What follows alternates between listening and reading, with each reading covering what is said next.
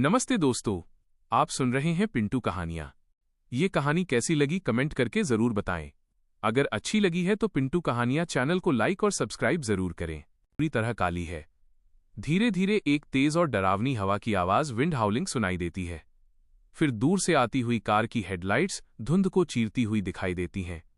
सड़क के किनारे लगे पेड़ों की टहनियां बिना पत्तों के कंकाल जैसी लग रही हैं। गाड़ी के टायर सूखी पत्तियों को कुचल रहे हैं। चर चर की आवाज। रात का सन्नाटा जब गहराता है तो इंसान को अपनी ही धड़कनें किसी खतरे की दस्तक जैसी लगने लगती हैं। NH-44, जिसे लोग खूनी हाईवे भी कहते हैं, यहां रात के इस पहर में परिंदा भी पर नहीं मारता। घनी धुंध ने पूरी सड़क को अपने आगोश में ले लिया है। कार के अंदर का कैमरा एंगल। डैशबोर्ड पर घड़ी 2:17 दिखा रही है। आर्यन गाड़ी चला रहा है। उसकी आंखें थकान से लाल हैं। समीर बगल वाली सीट पर लेटा है। उसका चेहरा उतरा हुआ है। रेडियो पर सिर्फ खरखर स्टैटिक की आवाज आ रही है। समीर करहाते हुए, भाई और कितनी देर? मुझे लग रहा है मेरी अंतड़ियां एक दूसरे को खा रही हैं। कुछ तो रोक ले भाई, कहीं भी। आर्यन चिड़चिड़ेपन में, कहां रोकूं समीर? पिछले 40 किलोमीटर से एक साइकिल वाला तक नहीं दिखा। इस कोहरे में गाड़ी चलाना मौत को दावत देने जैसा है। समीर अपना फोन चेक करते हुए, धत तेरे की। नेटवर्क फिर चला गया। गूगल मैप्स का चक्का बस घूमे जा रहा है। ये रास्ता सही भी है ना? आर्यन हाईवे तो यही है, पर अजीब बात है, आज एक भी ट्रक नहीं गुजरा यहां से। जैसे हम किसी और ही दुनिया में आ गए। अचानक कार के इंजन से एक अजीब सी आवाज आती है और गाड़ी हल्का सा झटका लेती है। आर्यन ब्रेक मारता है। गाड़ी रुक जाती है। सन्नाटा और गहरा हो जाता है। बाहर सिर्फ झींगरों क्रिकेट्स की आवाज आ रही है। समीर, लो, अब तो गाड़ी भी जवाब दे गई। भूख के मारे वैसे ही जान निकल रही है। अब क्या सड़क पर सोएंगे? आर्यन गाड़ी फिर से स्टार्ट करने की कोशिश करते हुए, चुप कर यार, वैसे ही दिमाग खराब है। तभी धुंध के बीच से एक बहुत ही हल्की पीली रोशनी टिमटिमाती है। वो रोशनी स्थिर नहीं है, मानो कोई लालटेन लेकर खड़ा हो। अचानक एक बहुत ही स्वादिष्ट खाने की खुशबू, जैसे तंदूरी रोटी और भुने हुए मांस की महक कार के अंदर तक पहुंच जाती है। समीर गहरी सांस खींचते हुए, भाई सूंघ, ये खुशबू, यहां पास में ही कुछ पक रहा है। आर्यन हैरान होकर, इस बंजर इलाके में? खुशबू तो वाकई कमाल की है। देख, वहां उस मोड़ के पीछे रोशनी दिख रही है। आर्यन गाड़ी धीरे से आगे बढ़ाता है। जैसे ही वे मोड़ मुड़ते हैं, धुंध अचानक छंटने लगती है और सामने एक विशाल पुराना लकड़ी का ढाबा उभरता है। ढाबे के बाहर एक पीला बल्ब जल बुझ रहा है, फ्लिकरिंग। वे नहीं जानते थे कि ये रोशनी उन्हें खाने की मेज तक नहीं, बल्कि मौत के जबड़े तक ले जा रही है। वो ढाबा जो नक्शे पर था ही नहीं। कार धीरे धीरे कच्ची सड़क पर उतरती है। टायर के नीचे सूखी हड्डियां या कंकड़ टूटने की तेज आवाज आती है। ढाबे का ढांचा बहुत पुराना है, जिसकी लकड़ियां सड़ चुकी हैं और काले रंग की पड़ गई हैं। ऊपर एक लोहे का बोर्ड लटका है जिस पर जंग लगी है। हवा के झोंके से वो तारांकन ची ची तारांकन की कान फोड़ देने वाली आवाज के साथ हिल रहा है। बोर्ड पर धुंधला सा लिखा है, मशहूर दावत ढाबा, यहां जैसा स्वाद कहीं नहीं। आर्यन हैरानी से यकीन नहीं होता। अभी 2 मिनट पहले यहां दूर दूर तक कुछ नहीं था। ये अचानक कहां से आ गया? समीर खिड़की का शीशा थोड़ा नीचे करते हुए, भाई मुझे डर लग रहा है। देख, वहां भट्टी जल रही है पर कोई इंसान नहीं दिख रहा। और ये हवा, इसमें एक अजीब सी सड़न वाली गंध है। आर्यन डर मत यार, भूख की वजह से तुझे वहम हो रहा है। देख, रोशनी जल रही है, मतलब अंदर कोई तो होगा। चल उतर। दोनों कार से उतरते हैं। जैसे ही वे ढाबे की दहलीज पर कदम रखते हैं, बाहर का शोर, झींगुरों और हवा की आवाज एकदम बंद हो जाता है। अंदर का सन्नाटा ऐसा है जैसे किसी कब्रिस्तान में हो। ढाबे की छत से पुराने जमाने के फानूस लैंटर्न्स लटके हैं, जिनसे धुंधली लाल पीली रोशनी आ रही है। फर्श पर धूल जमी है, लेकिन मेजें बिल्कुल साफ और चमकीली हैं। आर्यन तेज आवाज में, कोई है? ओ भाई साहब, खाने के लिए कुछ मिलेगा? अचानक परछाइयों के बीच से 2-3 नौकर निकलकर आते हैं। उन्होंने गंदे सफेद कपड़े पहने हैं। उनके सिर नीचे झुके हुए हैं और वे बहुत अजीब तरीके से चल रहे हैं, मानो उनके पैरों में हड्डियां ना हों। वे मेजों के पास से गुजरते हैं, लेकिन उनके चलने की रत्ती भर भी आवाज नहीं आती। समीर आर्यन का हाथ पकड़ते हुए, आर्यन इनके पैर देख। ये जमीन पर पड़ भी रहे हैं या नहीं? और इन्होंने अपना चेहरा क्यों ढका हुआ है? एक नौकर अचानक रुकता है और धीरे से अपना सिर उठाकर उनकी ओर देखता है। उसके चेहरे पर साया है, लेकिन उसकी आंखें बिल्ली की तरह चमक रही हैं। वो बिना कुछ बोले धीरे से कोने की एक मेज की तरफ इशारा करता है। आर्यन और समीर वहां बैठ जाते हैं। मेज के बीचों बीच एक पुरानी मोमबत्ती जल रही है जिसका मोम खून की तरह लाल है। आर्यन धीमी आवाज में, देख समीर, शायद यहां बोलने की मनाही है। शांति रख, खाना खाते हैं और निकलते हैं। समीर, भाई, वो नौकर, उसने जब मेरी तरफ देखा तो मुझे ऐसा लगा जैसे उसके चेहरे पर खाल ही नहीं थी, सिर्फ कच्चा मांस चमक रहा था। आर्यन हंसते हुए, तू हॉरर फिल्में ज्यादा देखता है, वो रोशनी का खेल होगा। चुपचाप बैठ, देख कोई आ रहा है। दूर अंधेरे गलियारे से एक भारी कदमों की आवाज आने लगती है। धप धप धप। तारांकन। एक लंबा चौड़ा साया दीवार पर उभरता है जो धीरे धीरे उनकी मेज की तरफ बढ़ रहा है। वह काका है, ढाबे का मालिक।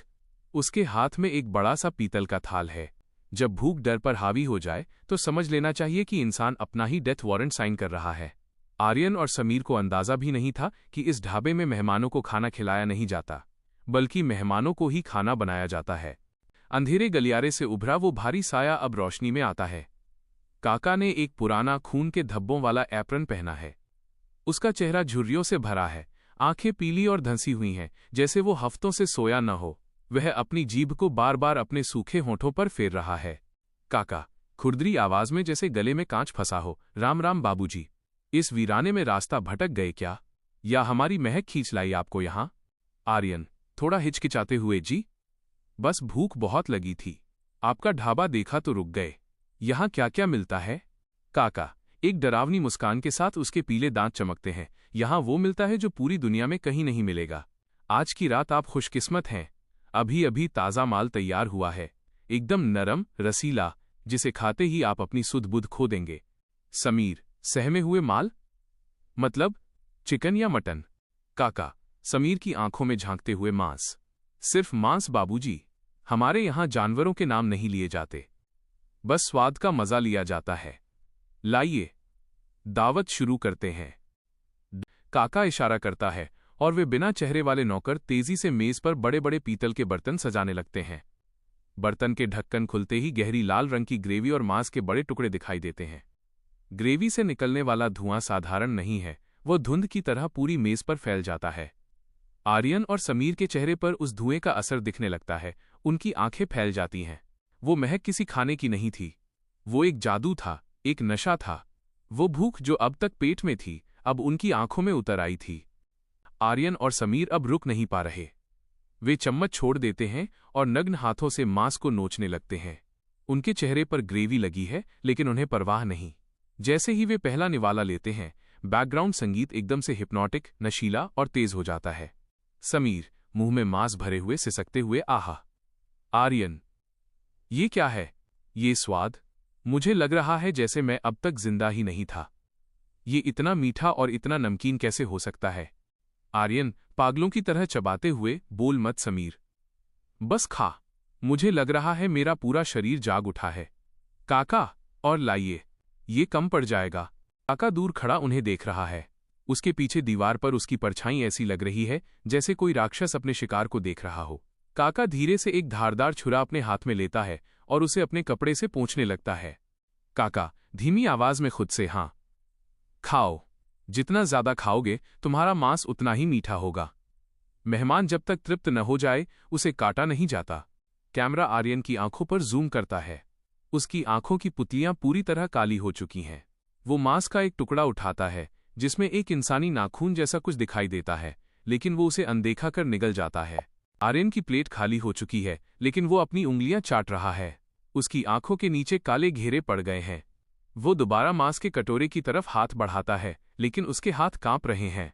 पास की मेज पर वही नौकर खड़ा है, जिसके चेहरे पर रोशनी पड़ते ही साफ दिखता है कि उसकी नाक और गालों की चमड़ी गायब है। वहां सिर्फ लाल नसें और हिलता हुआ मांस है। समीर कांपती आवाज में, आर्यन जरा उसे देख, उसकी आंखों की जगह सिर्फ गहरे गड्ढे हैं। भाई ये इंसान नहीं है, ये जगह शापित है। आर्यन चिड़चिड़ेपन और पागलपन के साथ, तू पागल हो गया है समीर, यहां की रोशनी खराब है इसलिए तुझे ऐसा लग रहा है। और देख ये नौकर कितना शांत है, खाना खा और चुप रह, मुझे और ग्रेवी चाहिए। काका आर्यन जब चिल्लाता है तो ढाबे के सारे नौकर एक साथ रुक जाते हैं और धीरे धीरे अपना सिर घुमाकर आर्यन की तरफ देखते हैं। उनकी गर्दन मुड़ने की कटक कटक आवाज पूरे सन्नाटे में गूंजती है। समीर डर के मारे अपनी प्लेट में चम्मच चलाने लगता है। अचानक चम्मच किसी सख्त धातु से टकराता है। टन। समीर रुक जाता है। वह ग्रेवी के अंदर से एक काली पड़ चुकी सोने की अंगूठी निकालता है। वह उसे अपने रुमाल से रगड़कर साफ करता है। समीर, दम घुटते हुए नहीं, ये नहीं हो सकता। ये तो रोहन की अंगूठी है। विजुअल अंगूठी पर आर अक्षर खुदा हुआ है। समीर के हाथ बुरी तरह कांपने लगते हैं। उसे याद आता है कि रोहन पिछले महीने इसी हाईवे से अपनी बाइक पर निकला था और फिर कभी नहीं मिला। समीर, आर्यन, इसे देख, ये रोहन की अंगूठी है। वो पिछले महीने गायब हुआ था। आर्यन, ये मांस, ये मटन नहीं है, ये रोहन है। हम अपने ही दोस्त को खा रहे हैं। आर्यन अचानक रुक जाता है। जैसे ही समीर इंसानी मांस का नाम लेता है, आर्यन के मुंह का स्वाद अचानक कड़वा और सड़ा हुआ हो जाता है। वो जोर से खांसता है और उसके मुंह से मांस का एक आधा चबाया हुआ टुकड़ा गिरता है जो बिल्कुल किसी उंगली की पोर जैसा लग रहा है। आर्यन उबकाई लेते हुए, छह, ये क्या बोल रहा है तू? समीर चिल्लाकर, सच बोल रहा हूं। देख इस अंगूठी को, और उस कोने में देख, रोहन का वही हेलमेट पड़ा है जिस पर राइडर लिखा था। हमें यहां से अभी निकलना होगा। जैसे ही वे उठने की कोशिश करते हैं, अचानक ढाबे के सारे दरवाजे और खिड़कियां अपने आप भारी आवाज के साथ बंद हो जाते हैं। धड़ाम। भट्टी की आग अचानक नीली हो जाती है। काका अंधेरे से बाहर आता है। उसके हाथ में अब एक बड़ा सा मांस काटने वाला चॉपर, आरी जैसा चाकू है जिस पर ताजा खून टपक रहा है। काका धीमी और डरावनी हंसी के साथ, इतनी जल्दी क्या है बाबूजी? अभी तो दावत खास शुरू हुई है। जो एक बार हमारा स्वाद चख लेता है वो फिर कहीं और का निवाला नहीं बन पाता। वो सिर्फ हमारा हिस्सा बन जाता है। समीर दबे पांव रसोई की फटी हुई पुरानी लकड़ी की दीवार के छेद से झांकता है। अंदर का नजारा देखकर उसकी रूह कांप जाती है। पूरी रसोई में खून की गंध इतनी तेज है कि कैमरा लेंस पर भी धुंध छा जाती है। छत से बड़े बड़े लोहे के हुक लटके हैं जिन पर मुर्गियां नहीं बल्कि इंसानी धड़ और हाथ पैर लटके हुए हैं। कढ़ाहे में लाल रंग का शोरबा उबल रहा है जिसकी आवाज बुलबुल किसी के रोने जैसी लग रही है। फर्श पर चारों तरफ कटे हुए कपड़े और जूते बिखरे पड़े हैं, शायद उन मुसाफिरों के जो कभी यहां खाने के लिए रुके थे। समीर रुआसी आवाज में फुसफुसाते हुए, हे भगवान, ये ढाबा नहीं, ये तो कसाई खाना है। वो देख आर्यन, वो किसी लड़की का हाथ है, और वो जूते तो उस ट्रक ड्राइवर के हैं जो कल न्यूज में लापता था। 2 काका रसोई के बीचों बीच एक बड़े पत्थर पर अपनी पुरानी कुल्हाड़ी को तेज कर रहा है। पत्थर से रगड़ने पर निकलने वाली चिंगारियां उसके चेहरे को और भी भयानक बना रही हैं। वो धीरे धीरे कुछ गुनगुना रहा है, एक लोरी की तरह। उसके पास ही एक बड़े बर्तन में रोहन का आधा कटा हुआ सिर रखा है। काका पत्थर पर कुल्हाड़ी रगड़ते हुए, ताजा माल, जवान माल, एक शहर का बाबू है और एक उसका डरपोक दोस्त। डरपोक का मांस थोड़ा सख्त होता है, पर शहर वाले बाबू का मांस, हा, बिल्कुल मक्खन की तरह पिघलेगा भट्टी में। काका अचानक रुकता है और अपनी नाक हवा में सिकोड़ता है जैसे उसे किसी की मौजूदगी का एहसास हो गया हो।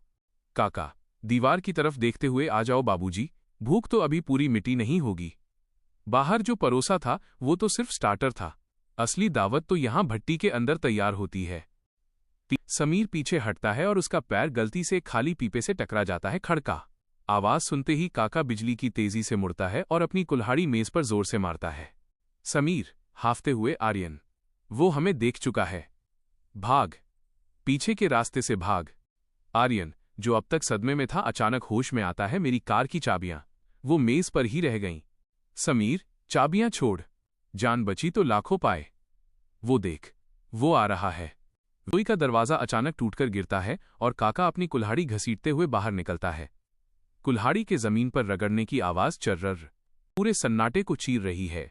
उसके पीछे वो बिना चेहरे वाले नौकर भी रेंगते हुए आ रहे हैं। आर्यन और समीर ढाबे के पिछले दरवाजे से बाहर की ओर भागते हैं, लेकिन बाहर का नजारा बदल चुका है। जहां पहले हाईवे था, अब वहां सिर्फ गहरी लाल धुंध और सूखे पेड़ों का एक अंतहीन जंगल दिख रहा है।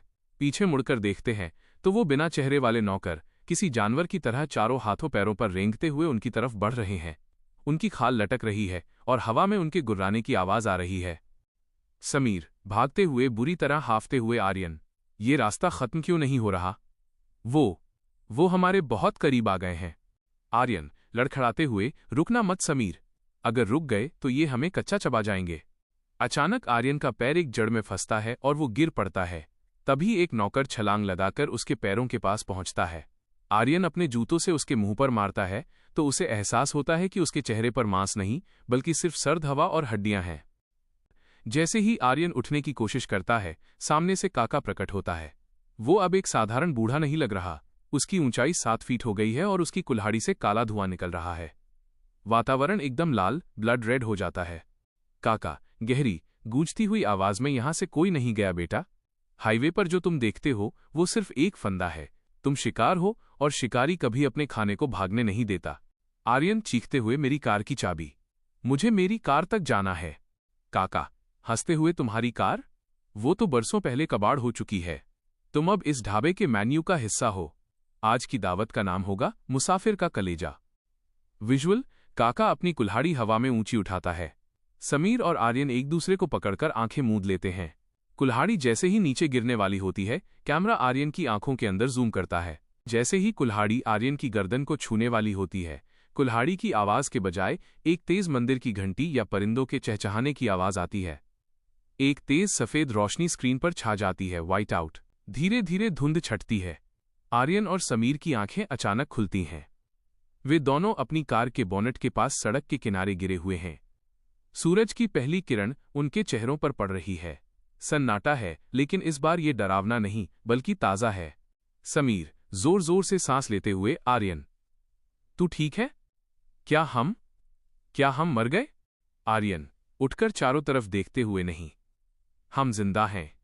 पर वो ढाबा, वो काका, वो सब कहाँ गए? वे देखते हैं कि जहां रात को शानदार ढाबा खड़ा था, वहां अब सिर्फ एक बहुत पुराना जला हुआ लकड़ी का ढांचा खड़ा है। उस पर बरसों पुरानी धूल जमी है और चारों तरफ झाड़ झंखाड़ उगे हुए हैं। ऐसा लग रहा है जैसे 30 सालों से कोई इंसान नहीं आया हो। हल्की सुनहरी धूप फैली हुई है। पक्षियों के चहचहाने की आवाज आ रही है। आर्यन और समीर धीरे धीरे उठते हैं और अपने धूल से सने कपड़े झाड़ते हैं। वे उसी जगह की ओर देखते हैं जहां रात को मशहूर दावत ढाबा खड़ा था। वहां अब कुछ नहीं है, सिर्फ एक बंजर जमीन, सूखी झाड़ियां और एक पुराना आधा जला हुआ नीम का पेड़। वहां की मिट्टी काली है, जैसे बरसों पहले यहां बहुत बड़ी आग लगी हो। समीर सहमे हुए, आर्यन वो जगह, वो ढाबा कहाँ गया? क्या हम रात भर कोई बुरा सपना देख रहे थे? आर्यन अपना पेट सहलाते हुए, पता नहीं समीर, लेकिन अजीब बात है, मुझे बिल्कुल भूख नहीं लग रही।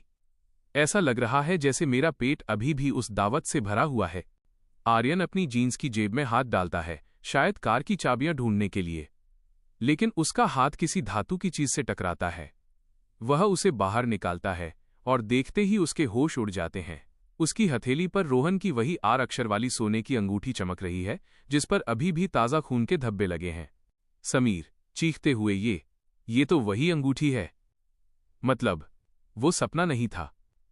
हमने वाकई वो मांस खाया है। अचानक आर्यन का चेहरा पीला पड़ने लगता है। उसके पेट में जोर का मरोड़ उठता है। वो घुटनों के बल बैठ जाता है और उसे जोरदार उल्टी वॉमिट होती है। कैमरे का फोकस जमीन पर गिरती उस चीज पर है। उल्टी के साथ मांस का एक बड़ा कच्चा टुकड़ा गिरता है, जिसके साथ इंसानी बाल लिपटे हुए हैं। हवा का एक तेज झोंका चलता है और जमीन की थोड़ी सी धूल उड़ती है। मिट्टी के नीचे से लकड़ी का एक कोना दिखाई देता है। कैमरा जमीन की ओर जूम करता है। मिट्टी के नीचे वही पुराना बोर्ड दबा हुआ है, जिस पर लिखा है 1994। यहाँ के मालिक ने ग्राहकों को मारकर खिलाया था, जिसके बाद भीड़ ने इसे जला दिया। कैमरा धीरे धीरे पीछे जूम आउट हटता है। आर्यन और समीर अपनी कार की ओर भाग रहे हैं, लेकिन दूर सड़क के किनारे धुंध में एक साया खड़ा दिखाई देता है। वह काका है जो अपना हाथ हिलाकर उन्हें विदा कर रहा है, और उसके हाथ में आर्यन की कार की असली चाबियां लटक रही हैं। गहरी और भारी आवाज में, कुछ भूख कभी नहीं मिटती और कुछ दावतें कभी खत्म नहीं होती। याद रखना, हर जलती हुई रोशनी घर का रास्ता नहीं होती। अगली बार जब किसी सुनसान हाईवे पर आधी रात को भूख लगे तो अपनी भूख को मार लेना, वरना शायद तुम शिकारी की अगली दावत बन जाओ। स्क्रीन काली हो जाती है। बैकग्राउंड में काका की डरावनी हंसी गूंजती है। हा हा हा। कहानी पूरी सुनने के लिए शुक्रिया। जल्द ही मिलेंगे एक नई और दिलचस्प कहानी के साथ।